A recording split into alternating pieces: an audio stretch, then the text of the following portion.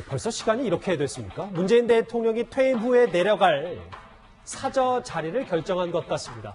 현재 양산 사저가 아닌 통도사 인근에 단독주택을 매입했습니다. 문재인 대통령은 퇴임 후 경남 양산 하북면의 평산 마을에서 지낼 계획입니다.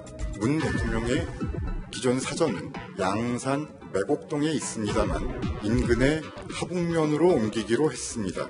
대신 매곡동 자택 규모보다 크지 않도록 하라고 지시했습니다. 새 사저 구체적인 얘기를 해보기 전에 이 원래 전주인, 그러니까 돈을 주고 매입하긴 이제 판 사람은 경남고 2년 후배라면서요? 네. 참 이게 우리나라가 5년 단임제지 않습니까? 그렇죠. 한 3년 넘어가면 이제 사저 이야기가 좀 나와요. 그렇죠. 역대 대통령들이. 제가 기억하는 건 아마 노무현 대통령께서 이제 본인이 고향으로 가겠다 해서 상당히 좀 충격이었습니다. 왜냐하면 역대 대통령들은 다 서울에 사셨거든요. 그렇죠. 근데 본인 아마 이제 고향에 가셨다 그래서 상당히 신선한 충격이었는데 지금 문재인 대통령도 원래 양산에 이제 집이 있습니다. 사저가. 거기에 이제 가끔씩 내려가지 원래 홍문동 사시다가 이제 그 양산의 사저를 마련했는데요. 그러니까 이번에 지금 이제 그 사저 같은 경우는 거기가 워낙 교통도 좀 불편하고 좁아요. 그리고 들어가는 길도 좁고 그래서 아마 경호처에서 수차례 건의를 했던 모양입니다. 도저히 여기서는 경호할 수 있는 시스템이 안 된다. 그러니까 대통령은 그냥 거기 있으면 안 되냐라고 이야기를 했는데 경호처에서 강력하게 안 된다고 그래서 다른 지역으로 일단 옮겼습니다. 거기서 물론 뭐 좀 가까운 같은 양산인데 통도사에서 한 2km 떨어진 곳이에요. 근데 거기에 원래 이제 농막주택 비슷한 것이 있었는데 이제 그도 주인이 공교롭게도 또 경남고 2년 후배라고 합니다. 아마 그분한테 이 땅을 한 1000평 이상 되는 땅을 사서 거기에 일단 대통령 사저와 그다음에 경호동을 일단 짓기 위해서 일단 토지 매입은 끝냈다고 합니다. 경호 공간이 좀 좁았다. 청와대 대변인의 목소리 이어서 한번 더 들어보겠습니다. 경호 문제 때문입니다. 누차 양산 매곡동 자택으로 돌아가겠다는 뜻을 밝혔습니다. 그러나 경호처에서 불가 입장을 냈습니다. 경호처는 도저히 경호시설이 들어설 수 없다고 판단을 내렸습니다. 부장처장, 저희가 한번 지도로 준비를 해봤는데 네. 이 새 사저가 꽤 사통팔달 지금 제가 부동산 방송하는 건 아니고요. 네. 입지도 좋고 사통팔달이어서 여기에는 또 부지가 경호처가 들어갈 부지도 꽤 넓은 모양이더라고요. 그렇습니다. 이게 1000평 정도 되는데요.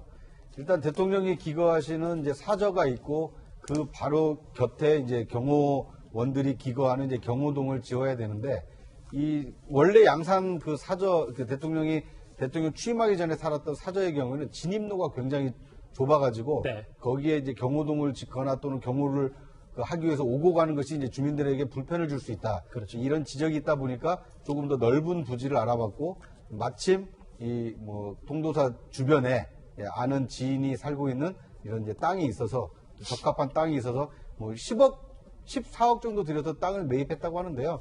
대부분의 사저 비용은 이제 문 대통령이 이 사비로 지출을 하고 이 경호동을 짓기 위해서 이 산 땅 한 4억 원 정도만 이 정부 예산이 들어갔다고 합니다. 최 교수님.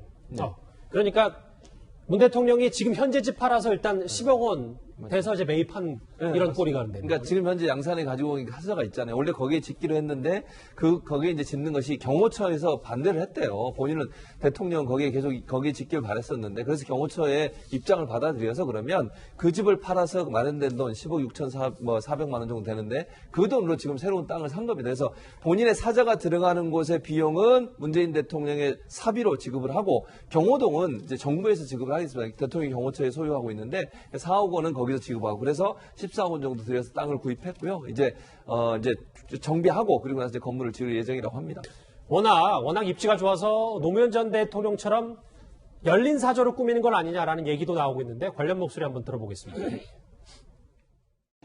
여기 생가 자리에 원형 스탠드는 만들지만은 벤치 좀 놓고 이렇게 많이 오시면 벤치도 소용이 없지만은 그래도 좀 덜 오실 거라고 보고 벤치를 만들고 고민이 뭐냐면 다 해놨는데 안 오시면 어떡해요? 다 해놨는데 또 그게 비좁으면 어떡합니까? 정치에 대해서 아무 말도 안 하고 있었어. 그래서 입고서 온다고 그러잖아요.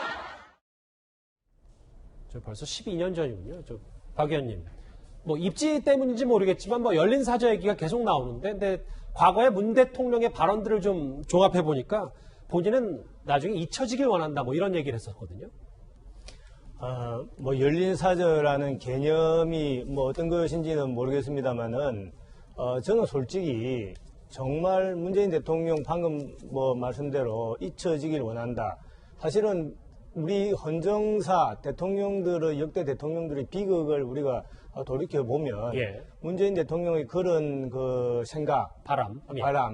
그런 희망이 단 한 번이라도 이번만큼이라도 이루어지는 것이 어떻게 보면은 개인과 우리나라를 위해서 또 덕이 될 수 있겠다. 왜냐하면 문재인 대통령이 또 뭐 거기서 여러 사람들 자꾸 찾아가고 하면은 정치적인 목적을 위해서 문재인 대통령 마케팅 하려는 사람들이 생기게 됩니다. 그럴 수도 있겠죠. 이렇게 되면 사실 딱 정치의 복판으로 들어가게 되니까 불행의 씨앗이 될 수 있다. 구장차장. 네. 이것도 뭐 너무 나간 보도인지 모르겠지만 그래서 이게 봉하마을과 네. 지금 현재 이제 새로 알아보고 있는 새 사저가 차로 1시간도 채 안 걸리기 때문에 네. 이쪽 이제 부산 경남 지역에 앞으로 범여권 친노 친문의 성지가 되는 거 아니냐라는 기사까지 제가 봤거든요. 네.